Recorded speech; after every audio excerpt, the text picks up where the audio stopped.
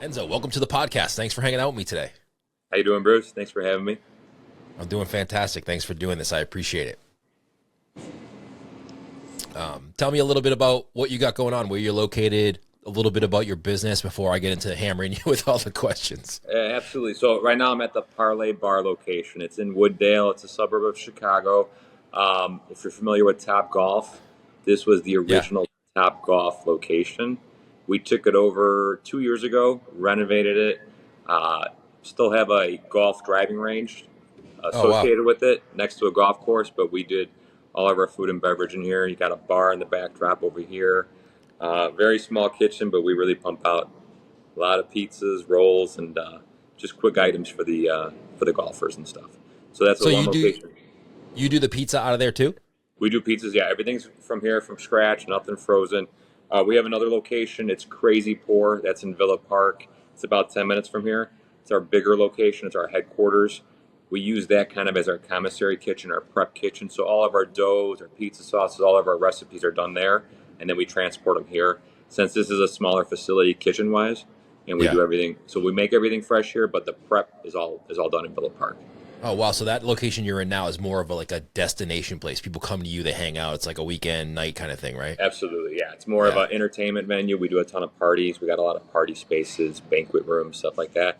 And we got 3 levels of golf range. So it's 2 levels of covered, heated from the elements, and then we have a rooftop where you could hit balls from the rooftop as well, third floor. So you're in Illinois? We're in Illinois, yeah. We're like 10, 15 minutes from Chicago. Okay, Northwest. so you're kind of like me, right? Like you need the heated elements in the winter. In the wintertime, yeah. And we stay pretty busy for an outdoor venue as far as golf goes because we have the heated golf bays. So even when it's 30 degrees out, we still stay about 50, 55 degrees. So Oh, wow. So how does people, do they come in for the golf or do they come in for the food or do they come in for both and like they do one or the for other? this location, I want to say the golf will drive it, but the food, I mean, we have great food and beverage program linked to it. So it does Yeah. help. And then we do also do like fight nights, UFC nights. So we Yeah. do have two levels of bars. So people can't come just to eat and drink. We don't do any takeout or delivery from this location, but this is more of a destination dine-in golf venue. The other location is Crazy Pour. That is more of a restaurant type feel. Okay. So it's a bar, but it's a giant space. We have a dining room. We're family friendly. We have a bar area. We have patios. Much larger kitchen, a little bigger menu. We do all stuffed pizzas, pan pizzas, thin pizzas, brick oven style pizzas, all that kind of stuff there. How did you get into this? So I started when I was a long, long time ago. When I was a kid, I was 16. Worked with my dad and my uncle in a place called Nono's Pizza. So Grandpa's Pizza. This was in Berwyn. So like 1996, 1995. Oh, wow. They say like the good old days. That was when it was just a hole in the wall, takeout, delivery. All cash. All cash. I didn't know if I should say that, but yeah, it was all cash business, no credit Yep. cards, no processing fees. Just very old school. It was more door to door, passing out menus and coupons. Old school type of place. It was an open kitchen. Toss the pizzas in the air, toss the doughs in the air. You could see everything. It was a see-through That's kitchen cool. before there was that concept of a see-through kitchen. So. Yeah. Now everybody kind of has an open kitchen. That's like what everybody goes for. And they make it all fancy and they put like plexiglass and it's all shiny. This was, you walk to the counter, you had some slices spinning. We had our old Baker's Pride double deck ovens. You could see Yeah. them being made. You had a dough machine, a presser, throw them right in, pop them out, cut them on the table. It was all right there. It was a small, I want to say maybe 1,400 square feet. So it was really cool. Oh, Close wow. to the That's school, awesome. close to the high school, so people would come after school. So it was a really mom and pop place. So you started making pizza there when you were little.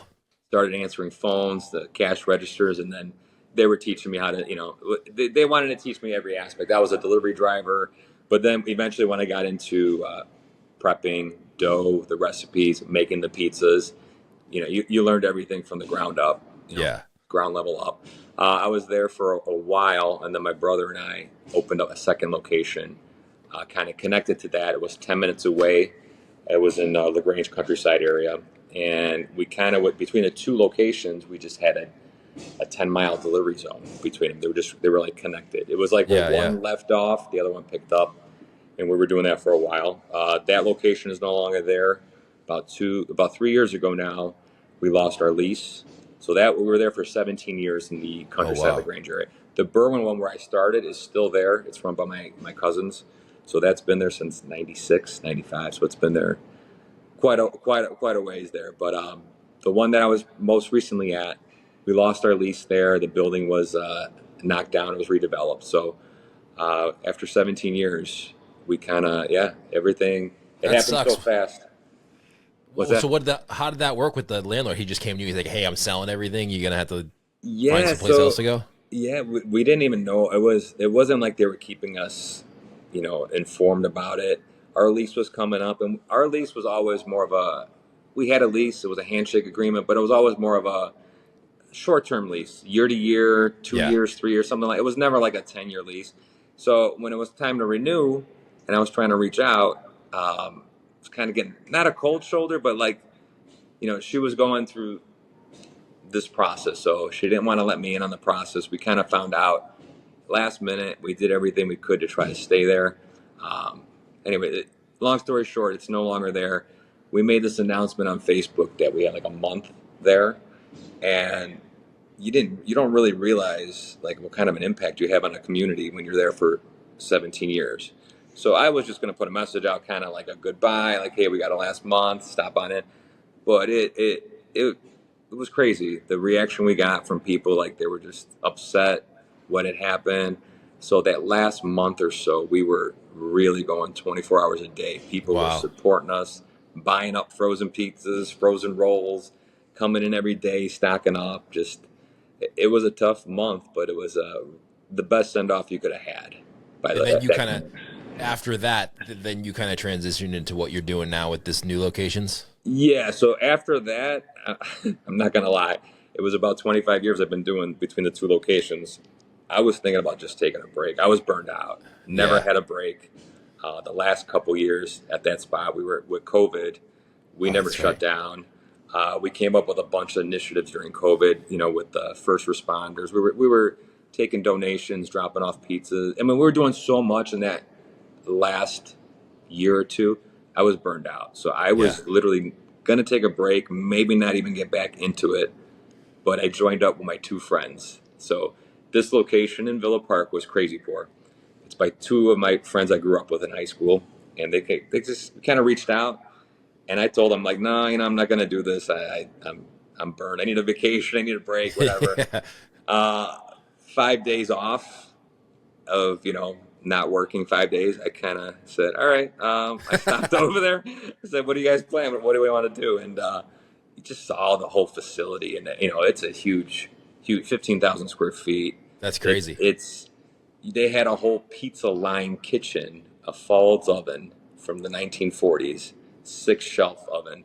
Wow. They weren't even using. They didn't really have. It wasn't a pizza program. They were doing pizzas, but it wasn't really being utilized effectively. They weren't. It was more bar food. It was more burgers, tacos, stuff like that. But just walking into this back area, it was ready made. It was a walk-in freezer, 3 walk-in coolers, giant 3 line, for bar food, a whole section of pizzas. They had a takeout area, like a takeout sign, wasn't even being used. It was like a closet. It was a storage room. Wow. So we ended up just putting it together, remodeling that area, getting a good flow for that pizza kitchen area, coming up with menus.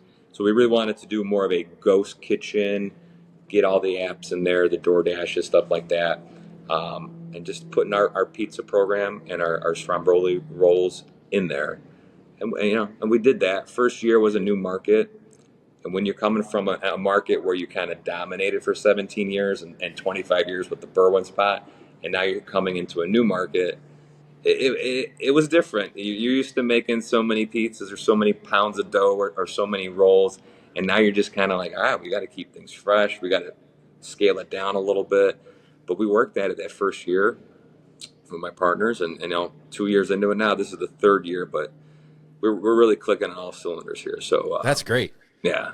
So you kind of came at it. Did they have any restaurant experience before that, or were you the person Oh that kind of had yeah. the pizza? Definitely. So I have two partners. One is Tiz. He was more front of house bar. He always had nightclubs and bars, so he kind of handles that. And my other partner, Sergio, he's always had the fine dining restaurants. He had his own places. And then I came in more of a takeout and pizza. So the three of us together, it's really nice. We don't step on each other's toes. Yeah, that's great. And we kind of have our own expertise in areas that we kind of specialize in. But That's fantastic, because I see a lot of partners, like that's where the partners work well together, when you have different experiences and knowledge. It's sometimes when everybody comes at it and they have the same experience and knowledge, they tend to like butt heads a little bit. Yeah, well, absolutely. You don't want to step on each other's feet. That's the main thing. And we kind of know our lanes. I mean, we all give our advice or our suggestions, but we all know, like, hey, if there's a liquor decision or some specialty cocktails and drinks, I know Tiz is going to handle that. If you ask my opinion, for sure. And if I know it's we want to do some new menu items, or we want to do some some bar foods or some catering, I know Sergio's got that, and they know when it comes to marketing, pizzas, rolls, stuff like that. It's kind of my area. So, but we work out well together. We've known each other since high school, so we're 25 plus years of friendship too. So that was the little interesting dynamic when your friends become your business partners. So it's a little different. I've always worked with family, brothers, uncles, dads. Family's family. You're going to argue, you're going to fight, but you're family. So exactly. Maneuvering friendship and business partners and respecting, boundaries and all that. That was a little bit, the first year was learning that. Yeah, but you guys are all a little bit older, right? So you had experience doing it on your own. So it's probably a little easier than if you were 22 years old coming at it together. Absolutely. That helps. We're 45 years old. That helps. Yeah. I think if we're all 25 years old, we'd butt heads. Because ego gets in the way and all that stuff. Exactly. But now at 45 years old, we all kind of ventured down our own road, and now our paths just kind of cross like this. And it's crazy how it crossed like this and the timing of everything. And like Tiz was there from the open. So 10 years it's been in Crazy Pour. Sergio was there for 4 to 5 years. And then I've been there now 2 to 3 years. So it's kind of like now we're all together and just everything just clicking. Like everything we wanted to do. We got a sports book at Crazy Pour, PointsBet Sportsbook, which was a goal. Was a goal. There's only 3 in the state of Illinois. We're one of the bars that have them. Was that like a license, like a liquor license that you had to kind of apply for? Yeah, well, it's a deep background check to do it, but it works with Hawthorne Racecourse. So we have an off-track betting facility connected to Crazy Pour, so it's Hawthorne. Hawthorne is the partners with PointsBet, which is making the transition to Fanatics right now. So they got to choose where, and Hawthorne chose us, where we were located, what we were doing, just the momentum we had with the food, the beverage program, the service. They chose us, and once you get vetted, it's a deep process. It takes months with background checks, but we launched that last year. So you have an OTB, you have a sports book, you have everything gambling wise, and then you have a space that's so large with patios, bar area. We have private rooms for parties. We have a dining room even for families. So everything just kind of went together, and then you throw in the takeout second, the deliveries out of there, pick up and deliveries, the ghost kitchen, the tablets. So it's like all these things under one roof makes it got a lot going on over there. Got a lot going on. That's why I got a lot of gray hair now, man. I'm kind of interested, not that I'm interested in like the sports book thing, but I've never had somebody on the podcast that had one of those. Like, how does that work? Sportsbook. So basically the sportsbook is inside Crazy Pour. We remodeled a room. So they have their own kiosk, they have their own tellers, they have their own people that run that. And they bet on sports? It's all sports. Any bet, MLB, NHL, NBA, NFL. I mean, when it comes to NFL Sundays, having that in-house, unbelievable. Right, packed, right? It brings in people. We open early for the games. We, they stick around if they get paid, if they went out. And it's different. It's also, you could go there with cash deposits, where a lot of people have the stuff on their, on their phones. Yeah. The apps that they have. But this is different. Like if you're new to it, they have the bets for you. If you want to create a bet, they'll create a bet for you.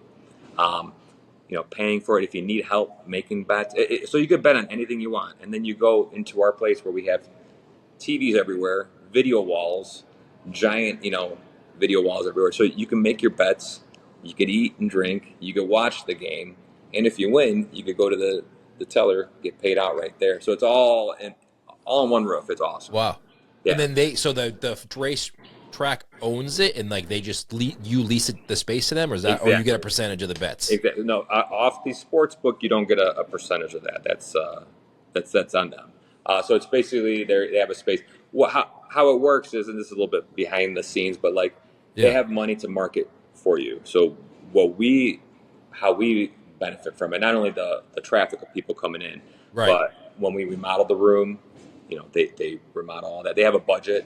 We wanted to get all these new TVs, over 100 TVs, brand new, boom, wiring put in, lighting put in, video walls. We call it like this matrix wall, where it's a bunch of like 90-inch TVs, Wow. and we have 2 rows of them, 4 deep, so it's 8 TVs. And now this could be one giant video wall to watch one game. You could break it up into 2 separate ones, 4 TVs and 4 TVs, or you could just leave it all individual TVs. So it's a lot of different things, technology, signage.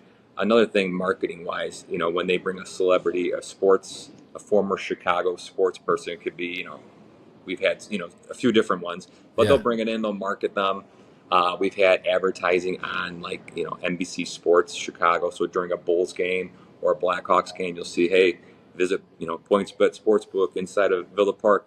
I mean, stuff like that. 30-second spots are on AM sports radio. They'll Yeah. promote all that stuff. So that's where the benefit comes in. You just get a ton of marketing at no cost, and Which is what a business wants, right? Like as a business, as a restaurant, bar, entertainment facility, you kind of need people to come in the door. So if they can help you with that. you could have the best food. Yeah. Listen, I think I have the best food. I was in a new market here 2 years ago, 3 years ago. If nobody knows about you, you could be this great food place in a hidden bar, in a kitchen in the back of a hidden bar. They don't know about you, but you get this kind of exposure. This kind of exposure with bad food is going to help.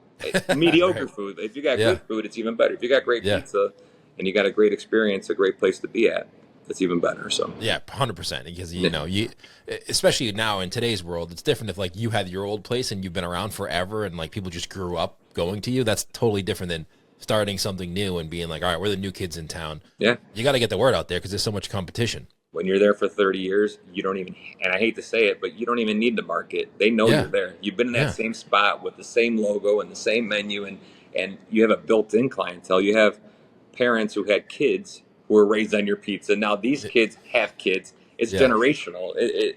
This is where they're going to eat. So that's great. But when you're new, you're trying to get as many people in, experience everything that you have there. So And I see on your Instagram, we talked about this a little bit before we got on here, but you do some fun videos on there. I always tell people who own pizzerias, like, just do video. It doesn't have to be perfect. It doesn't have to be like super polished. You just have to be, smiling and That's showcase your food. And I see you're doing that on there, and it looks like it gets good engagement on there. our Facebook, we went from having like 3,000 followers a couple years ago to we're at 100,000, Wow. which is Do you crazy. run ads on there? We don't. They've come to me. I still kind of kept that. I don't want to run ads. If you don't have to. Yeah, Facebook will put an ad on some of the videos, but I really try not to put ads on there. But 100,000 is crazy. You want to introduce a new product, you put it on there, people know about it right there. Yeah, that's Instagram's crazy. pretty good, not as strong. I just did a TikTok. 45 years old. I opened up a business TikTok about 2 months ago, and that's going well, as well. So it's just TikTok is a whole different audience that things just go viral much more quickly on there. I mean, things will just explode. You could post a video and you could get 10,000 views in a matter of an hour. So Yeah. a lot more kids on there, and they're sharing it and they're reposting it. Facebook to me is always the key one because I think that's your demographic as far as people ordering food, people going to bars. But we started doing just posts.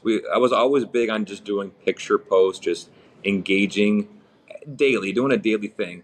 Yeah. But then these reels started coming out, these videos, and you see them, and you're like, all right, let's try to do a little behind the scenes, or make a pizza, or cut one, or show a stuffed pizza, or show whatever different product, unique one we had. It's how it started a couple years ago, and then I don't know, one thing led to the other, and then we started doing just the different pizzas we do, but cheese pulls. If it was Yeah. we're in Chicago, we have thin crust, we have tamarind crust. That's what we're known for, absolutely.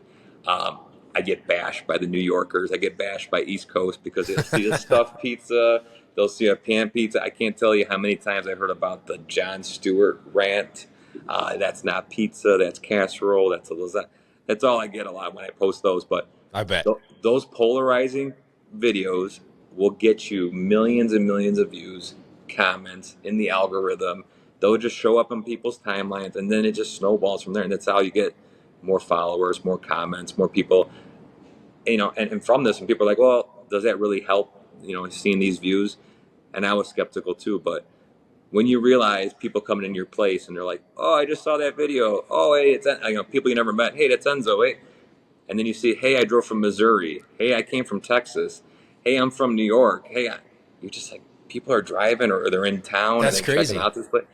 You couldn't imagine anything. If you were to tell me something like that would happen, they're going to drive to your little pizza shop or try your little, and that's what's happening. So it really is, it's crazy. So. I've heard that from a couple people now that they've gotten there's another place I just did a video for, Mortadella Headed here in the Boston area, and same thing. They are on TikTok doing similar to what you're doing. Like they just go on the TikTok, they have somebody recording them on the video, and it's just like them going through the recipe with the slight editing, but it's not a whole lot of editing. And same thing. They had a TikTok go viral, doubled their business in a week because people were just traveling to try out that particular item that they went viral on. So it can happen. And then what happened besides that, what works even better than that, if you get a food reviewer, whether it's TikTok, Facebook, Instagram, we had a food review done by, he's not even that big. I don't want to say he's not that big. He's got hundreds of thousands of followers, but he's not like one of those people with 1 million followers Right. But he came in, he reached out, came in. His handle is super good. I'm gonna write that down. It's super underline, underscore, whatever it's called. Good with an E, Goode. His name is Phil. Great dude. But he literally is that on TikTok or Instagram? He's on TikTok and Instagram. Instagram he's bigger, I believe, yeah. But he's in his car, and I think he's got a couple of cameras set up in the passenger and driver's side. He eats the food in his car in the parking lot and gives a review on it. And he's one of those more positive people. So like when he came in and he did a beef roll, which is like our staple item. He told me straight up, he goes, if I score it under a 7, I'm not going to make a video for it because I don't want to bash a business. I want my page to be a page where people come to like, hey, he's got good stuff and good reviews. I want to see where he's eating at. Where did he go last week or this week? So he came in, did this whole review. A week later, he edited it and he dropped it. He dropped it on Super Bowl week. So the Monday of the Super Bowl week, of Super Bowl Sunday, he dropped that video. And when I tell you, we had to stop taking orders for Super Bowl Sunday on Friday. We couldn't take any. And we already had time slotted like 3 o'clock pickups, 4 o'clock pickups. We couldn't take any more. We tried opening the phone lines that Sunday. We didn't want to. It was too much. But it lasted that whole week. But this guy's review, people are still coming in today, 3 months later, saying, hey, I saw that TikTok or I saw that Instagram of the guy in his car eating the beef roll. How many new faces came through that bar because of that guy's review? And that's amazing. We've also had I'm on his account right now, and I'm like, he gets great engagement. He does, and funny thing is, he sent me a message. We kept in touch afterwards. The video he did of us got the most. It was his first 1 million viewed review. Wow! So did he charge you money for it, or did he just hit you? No. What he does is he does this. It's just a side gig. He gets paid from Instagram. He'll charge you money if you reach out to him and you want it done on a certain date. If not, he comes to you. He'll reach out to you, but he does that as a business as well. So a few $100, I think it is. But he'll put out some info. He'll send you an email if you're a business that wants to have him. Or most of these reviewers are the same way.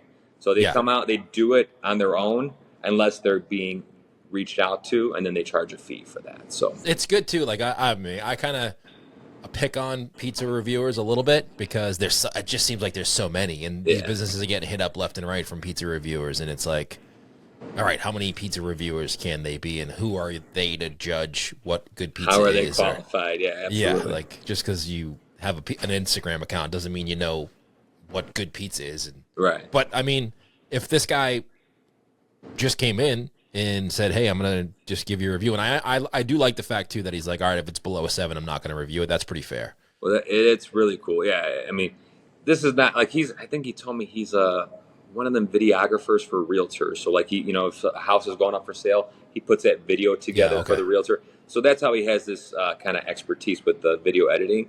He started just doing this, just messing around on the side. Like, he just opened up one of these. But he got great engagement, and then he gets paid, I believe, from Instagram or TikTok. But and he drops them. I think he does like 3 a week. He does a Monday, a Wednesday, and a Friday. That's He's cool. always putting up new ones. It's a good gig to have if it's something you're talented in. And the edits he does are pretty funny. So we just started talking. I was like, hey, because I watched his stuff before he even reached out. I love all the I'm a big wrestling guy, WWE, fake wrestling, whatever they want to call it. But, Yeah. But he does a lot of the edits with like The Rock or Stone Cold. I'm just like, Oh, does he? oh, it's crazy. And I told him I love that stuff. I said, if you make a video, you got to put wrestling in it. And the video he did for us, he's got a ton of wrestling guys in it or their catchphrases or stuff like that. So it's pretty. He did a great job with it. So How was that this year for Super Bowl? it was this year. It was just 3 months ago, February. All right, so I'm gonna go back. I mean, I don't want to do that while I'm talking to you on the phone, but I'm gonna go back and scroll on his things. I want to see that. I'll send you the link afterwards. Okay. Yeah, I want to see that, and I'll share it on the show notes too for this episode if anybody else wants to go check that out. But I like that. I think that's cool. Those are the best, or any type of collaborations. We also did a collaboration with Jeff Morrow.